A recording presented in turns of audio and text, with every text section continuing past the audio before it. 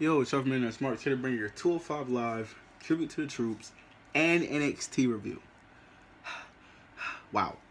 I don't want to make this a really long review, so I'm just going to jump right into it. I got the quick results. Not going to be as in-depth as usual because of just the fact that it's 3 shows. I'm not going to go, well, we'll see where it goes. We're going to start with 205 Live. We have Jack Gallagher versus Drew Gulak. Decent match. You know, Gallagher impresses me a lot. Gulak is a very talented performer. Gallagher, of course, won with the running drop kick. Tajiri had a vignette for his eventual return to action. He will be on 205 Live, competing with the cruiserweights in the division. Great to see one of the a familiar face on 205 Live.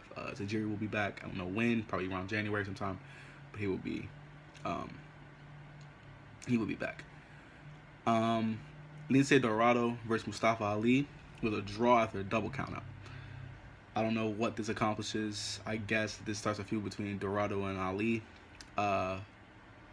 Mustafa went for it with cheap shot. Dorado, instead of shaking his hand when he went out to reach, he stretched his hand out, shake his hand. Dorado did hold him off, don't send them packing. Main event 205 Live with TJ Perkins versus Rich Swann. For some reason, Rich Swann, the Cruiserweight champion, tapped to the knee bar from TJ Perkins. I'm not a big TJ Perkins fan. I feel like him in the CWC was way better than this character he has now. He's sort of like a heelish character.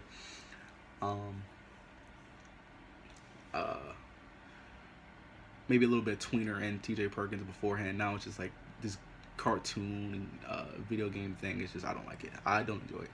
I don't enjoy it at all. Brian Kendrick ate a super kick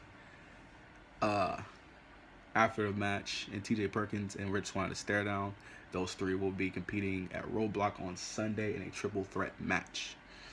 So yeah, that was 205 Live. Nothing really too crazy to speak about, but we did have that. I didn't watch all Tribute to the Troops. I will not lie. I was watching NXT.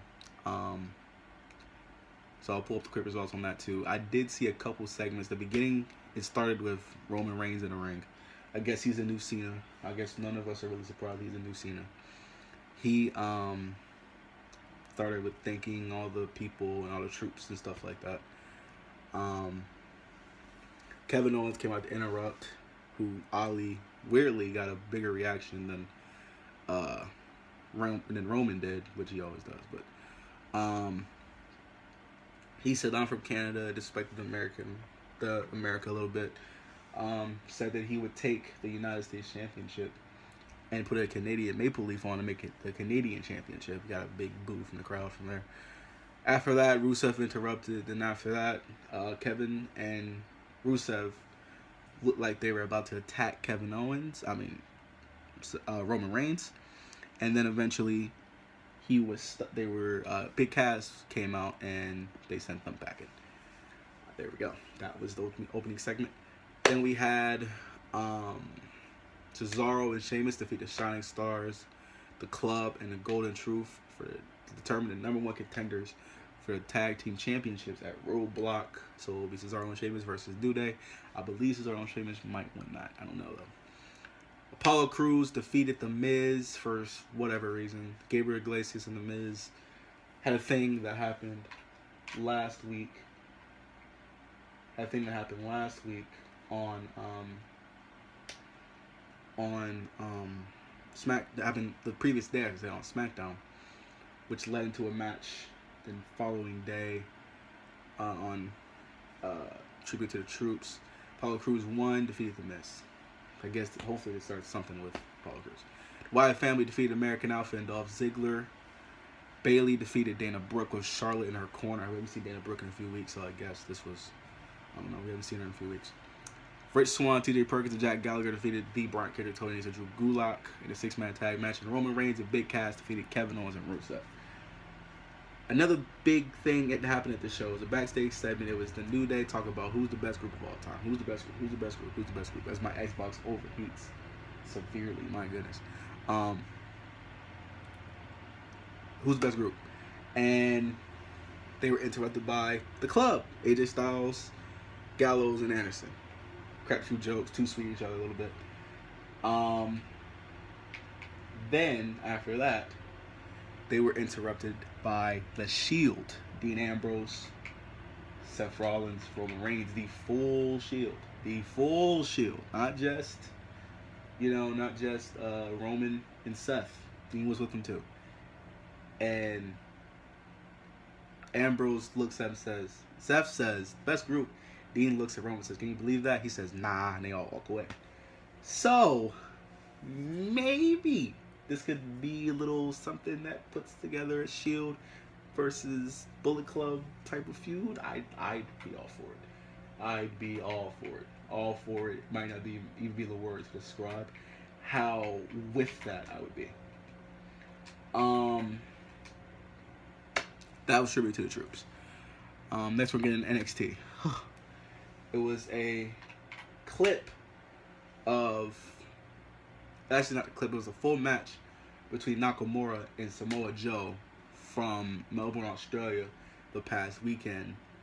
NXT title match. It was Joe's rematch after Nakamura pinned him in Osaka.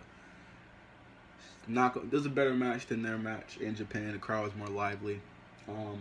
Oddly enough, because that's Nakamura's hometown, you would figure that the crowd would be really hyped for Nakamura. It wasn't really, there was something missed with that match. But Nakamura defeated Joe after he hit him with 3 Kinshasas. He hit him with Nakamura was climbing up the cage. He turns around, stands on the ropes, hits one from the top rope, a Kinshasa. Then he walks out, goes to walk out the door, closes the door, stops, turns around, hit him with another Kinshasa. And then after that, he hits him with another Kinshasa in the other corner. Big Kinshasas, 1, 2, 3. Nakamura wins. Next, we had a little recap of the Billy Kay, Peyton Royce, and Dario Baronato angle from Toronto. Billy Kay and Peyton Royce were had a little interview backstage. They told Dasha all their future plans, and Daria came up and says that she doesn't want to be a part of any of their future plans, and she wants to hurt them. And then she bucked at him. What the hell is that noise? As she bucked at him, and they seemed to fall back and wince and show a little fear. So yeah, I guess next week it'll be one of them versus it'll be one of them against Daria. I don't know which one it is, but one of them. Next we had the 4 matches to determine the Fatal 4-Way for the belts, for the determined number one contendership for the championship against Nakamura. First we had Ty Dillinger versus Eric Young. Eric Young loses, Ty Dillinger wins by disqualification. Nikki Cross attacked Ty. Ty got the best of all Sanity. Then Big Damo, whatever the hell his name is, big guy, just fucking the guy from WCPW, attacks Ty Dillinger from behind. He goes out, steps over Eric Young and looks at him and nods his head to him. So I guess that means that he's part of Sanity. I don't know. He's a badass. He looks like a fucking absolute monster. So maybe that can happen. Cien Almas versus No Way Jose. Hammerlock DDT. Almas seems to be enjoying himself more as a heel.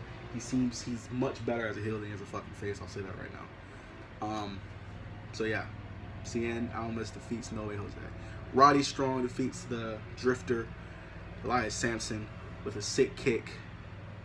Roddy Strong advances. And the glorious one, Bobby Roode, defeats One Lorcan with a glorious DDT. So next week, it'll be Ty Dillinger, Andre Cien Almas, Roderick Strong, and Bobby Roode competing in a 4-way, Fatal 4-Way. And it will be Billy Kay versus Daria Baronato for next week's NXT. Should be a fun show. That Fatal 4-Way should be really fucking good. We'll see. That's it. I'll catch you guys next time. Like, comment, subscribe. Those Roadblock predictions are coming soon, so we'll get that to you soon. And thank you guys. Catch you guys next time. Make sure to follow us on Twitter at Internet Smarks1 for all news, rumors, and updates for everything WWE, as well as live tweets for all WWE programming.